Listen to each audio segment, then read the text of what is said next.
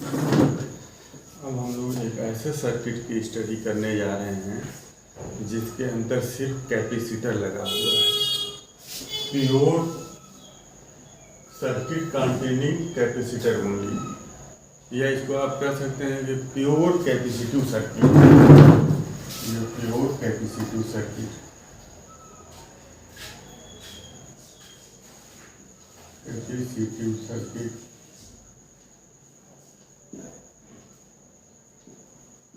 Pure capacitive circuit. Pure capacitive circuit का मतलब ये हुआ कि इसके अंदर सिर्फ कैपेसिटर लगा हुआ है और इसको आप AC से जोड़ दीजिए। V = V0 sin ω-t, हम इसको अप्लाई कर रहे हैं वोल्टेज। तो अब ये क्योंकि जो AC है ये नेगेटिव पार्ट दोनों में चलेगा, ये पॉजिटिव भी होगा नेगेटिव भी होगा, एक बार पॉजिटिव होगा फिर एक बार नेगेटिव होगा। मगर आप मान लीजिए किसी इंस्टेंट या किसी इंस्टेंट मान लीजिए ये पॉजिटिव है, तो जब ये पॉजिटिव होगा फॉर सम मोमेंट, तो ये देखिए ये पॉजिटिव हो जाएगा और ये नेगेटिव चार्ज हो जाएगा, ठीक। और जब ये चार्ज हुआ तो मान लीजिए ये चार्ज हुआ क्यू चार्ज इसको मिला, तो Q होता है CV, Q CV, तो V Q/C, ठीक। तो अब इस पर हम किरचॉफ लॉ जरा इस पर लगाएं। आप देखिए किसी टाइम अगर ये पॉजिटिव है ये नेगेटिव, तो इसके अंदर करंट देखिए पॉजिटिव से ऐसे फ्लो हो रहा है, ऐसे फ्लो हो रहा है, और यहाँ देखिए नेगेटिव, और यहाँ नेगेटिव से पॉजिटिव की तरफ चल रहा है, नेगेटिव से पॉजिटिव की तरफ चल रहा है, तो इसके पोटेंशियल को हम नेगेटिव लेंगे, ठीक है।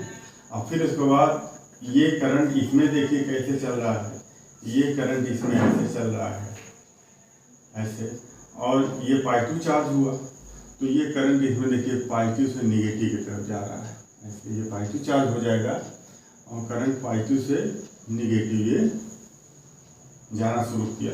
उस टाइम, उस मोमेंट जिस टाइम ये पॉजिटिव हो रहा है, तो अब करंट इसमें पॉजिटिव से नेगेटिव की तरफ फ्लो हो रहा है, तो करंट तो हाइयर से लोअर की तरफ फ्लो होता ही है। तो अब यहाँ पॉजिटिव से नेगेटिव की तरफ अगर फ्लो हो रहा है तो इसको हम लेंगे पॉजिटिव लेंगे, ठीक। तो अब ये जो इसके सिरों के बीच जो वोल्टेज है, इसके सिरों के बीच वोल्टेज V Q/C, तो ये हो जाएगा Q/C। आप लिखेंगे Q/C। अब इसके अंदर आपको पता है कि जितने भी एलिमेंट हैं, किरचॉफ लॉ ये कह रहा है कि इस सर्किट के अंदर जितने भी एलिमेंट होंगे उनके अक्रॉस जो नेट पोटेंशियल है उसका सम जो है 0 होगा, ठीक। तो अगर नेगेटिव से पॉजिटिव की तरफ आप चलेंगे, करंट बहेगी, तो उस पोटेंशियल को हम नेगेटिव में लेंगे, और पॉजिटिव से नेगेटिव की तरफ जाएगी तो उसको पॉजिटिव में लेंगे। तो इसके सिरों के बीच जो वोल्टेज जो डेवलप हो रहा है वो V Q/C, तो इसका पोटेंशियल माइनस में आएगा और इसका पोटेंशियल Q/C प्लस में आएगा, दोनों का सम हो जाएगा 0। तो V हो जाएगा Q/C, तो Q हो जाएगा VC या CV, और V की जगह आप लिख दीजिए यहाँ Q C V0 sin ω-t, और इसको इस्तेमाल चलिए कोई बात नहीं, ये हुआ। और अब इसको differentiating both side,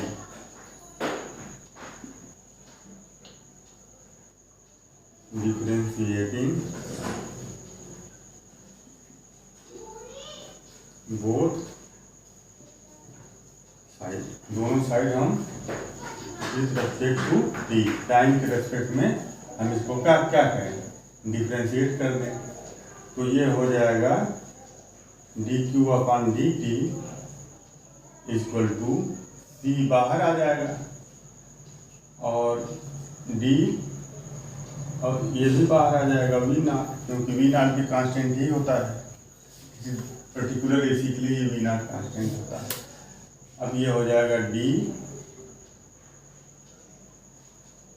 sign omega t upon d t. तो d q by d t आपको पता है तो ये करंट होता है, d q by d t current होता है।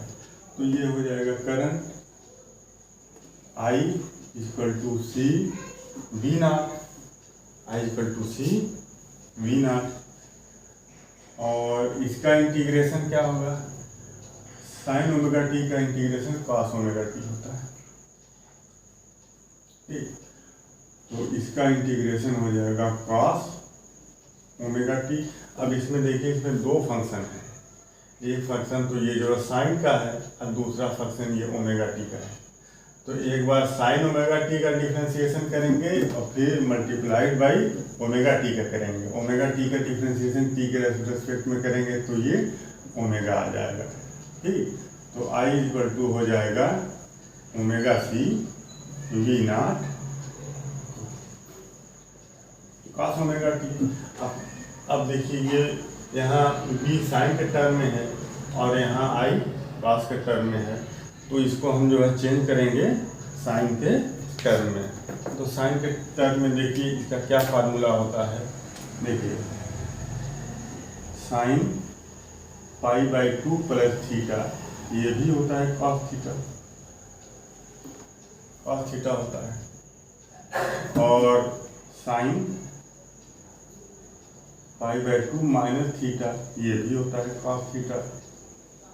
तो हम कौन वाला लेंगे, अब यहाँ थीटा की जगह अगर हम ओमेगा टी रख रहे हैं तो ये cos theta equal to this, theta की जगह यहाँ ओमेगा टी रख दीजिए, cos omega T equal to sine pi by 2 plus omega T. और अगर आप ये ले रहे हैं ये, तो यहाँ cos omega T equal to हो जाएगा pi by 2 minus omega T, theta की जगह ओमेगा टी। तो यहाँ ओमेगा टी पॉजिटिव है, साइन यहाँ साइन देगा, सॉरी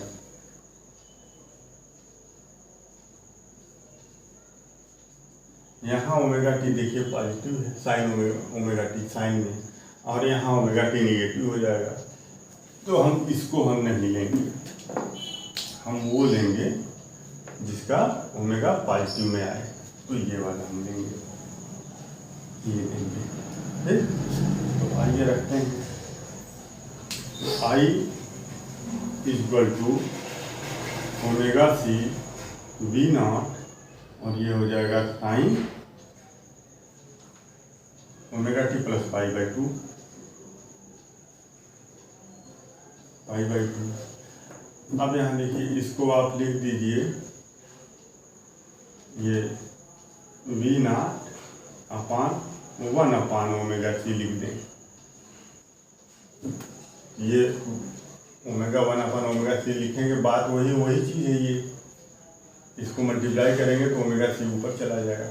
हम इसको इसलिए इस टर्म में जो है लिख रहे हैं कि देखिए I equal to v upon r होता है, आर जो है अपोजिंग फैक्टर है ये, तो वी तो है यहाँ वी नॉट, ये I naught equal to v naught आप यहाँ लगा दीजिए, तो वी नॉट अपान समथिंग कुछ है तो वो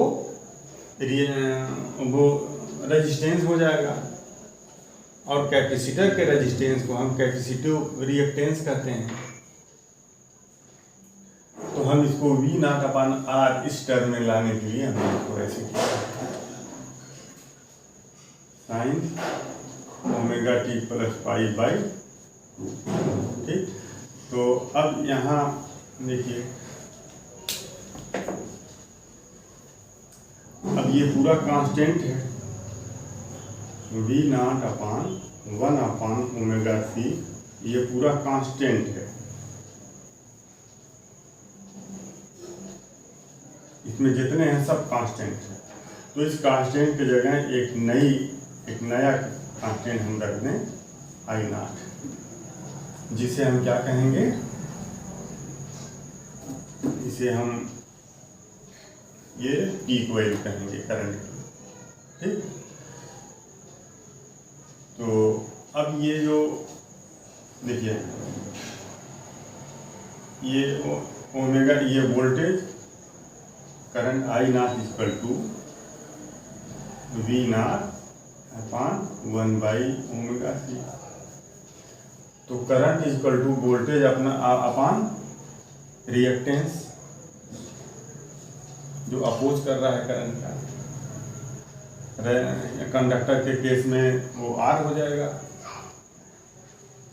इंडक्टर के केस में ओमेगा L हो जाएगा। और ये चूंकि कैपेसिटर है, तो ये यहाँ ये जो अपोजिशन है, जो करंट का जो ये अपोज कर रहा है, ये इसको हम XC लिखते हैं, इसको XC लिखते हैं इसको। ठीक, तो XC इक्वल टू हो जाएगा, यहाँ हम लिखें XC equal to 1 upon omega C, जहाँ XC क्या है, कैपेसिटिव रिएक्टेंस है।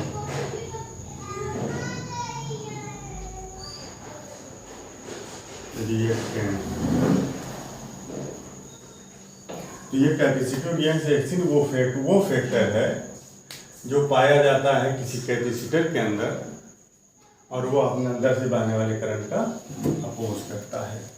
तो अगर आप इसको XC इक्वल टू 1 अपान,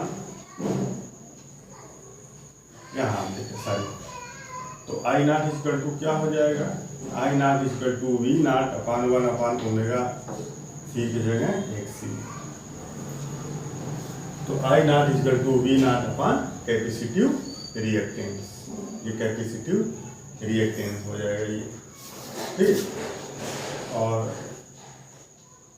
यहाँ से ठीक है। अब यहाँ आप देखें, इसको आप लिखें ऐसे, ये हो जाएगा I equal to I0 sine omega t plus π/2। अब इसको इससे अगर आप कंपेयर करें, तो ये V इंस्टेंटेनियस वैल्यू, ये करंट की इंस्टेंटेनियस वैल्यू, ये वोल्टेज की पीक वैल्यू, ये करंट की पीक वैल्यू, ये साइन, यहाँ फेज ओमेगा टी है, यहाँ फेज ओमेगा टी से π/2 ज़्यादा है। इसका मतलब ये हुआ कि प्योर इंडक्टिव सर्किट में करंट का फेज वोल्टेज के फेज से π/2 आगे रहता है, करंट का फेज वोल्टेज के फेज से π/2 आगे रहता है।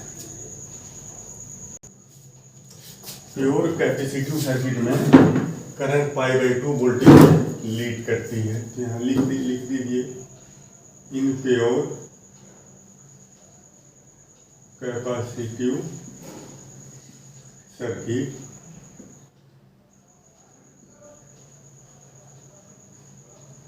Current leads voltage by π/2। ठीक, या तो आप ये लिख दें ये लीड कर रहा है, या ये लिखें कि वोल्टेज लैग कर रहा है, वोल्टेज पीछे है। ठीक, या ये लिखें the voltage lag behind the current, और voltage lag behind the current by π/2। ये कहिए ये π/2 पीछे है, या ये कहिए कि ये π/2 आगे है। अब इसको फेजर डायग्राम से इसको कैसे दिखाएंगे तो बता दें।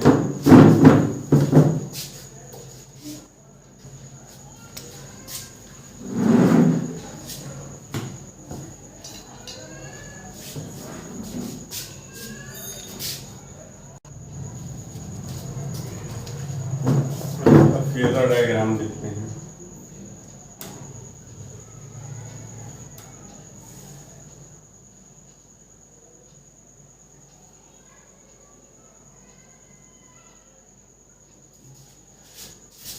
फेजर डायग्राम में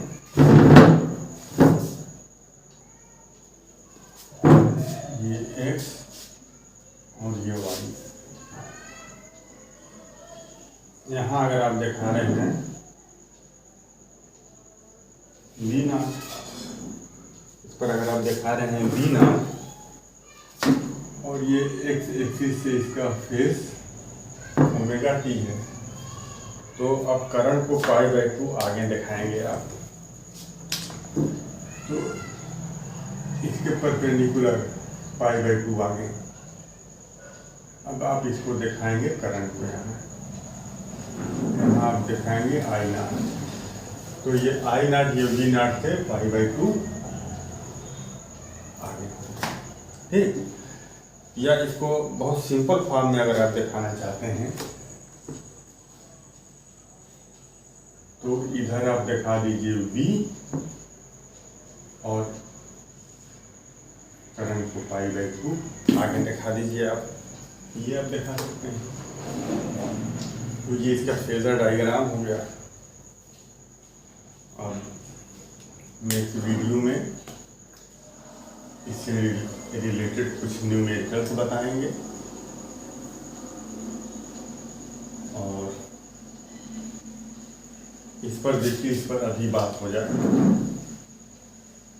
यहाँ फॉर डीसी के लिए आप देखिए ये ओमेगा क्या होगा, ओमेगा 0 होगा। डीसी की एंगुलर वेलोसिटी तो 0 होगी क्योंकि वो सीधे चलती है डीसी, तो ओमेगा 0 हो जाएगा। ओमेगा 0 हो जाएगा तो XC = 1/0C, तो ये हो जाएगा इनफाइनाइट। मतलब कि अगर हम इसको DC दें यहाँ पर, तो जो इन कैपेसिटिव रिएक्टेंस है वो अनंत हो जाएगा, इनफाइनाइट हो जाएगा, इतना अधिक हो जाएगा कि इसके अंदर से करंट नहीं फ्लो होगा। इसके अंदर से करंट थोड़ा सा फ्लो होगा तब जब ये डीसी जब हम देंगे तो ये चार्ज होगा। जब कैपेसिटर की प्लेटें जो है फौरन चार्ज हो जाएंगी, उसके बाद इसका जो XC है ये क्योंकि इनफाइनाइट है कैपेसिटिव रिएक्टेंस, तो इतना ज़्यादा ये जो है रिएक्ट करेगा, इतना ज़्यादा ये करंट का रिएक्ट करेगा कि करंट बिल्कुल जो है रुक जाएगी, तो ये डीसी को ये पास नहीं करेगा, ठीक। तो कैपेसिटर कैन नॉट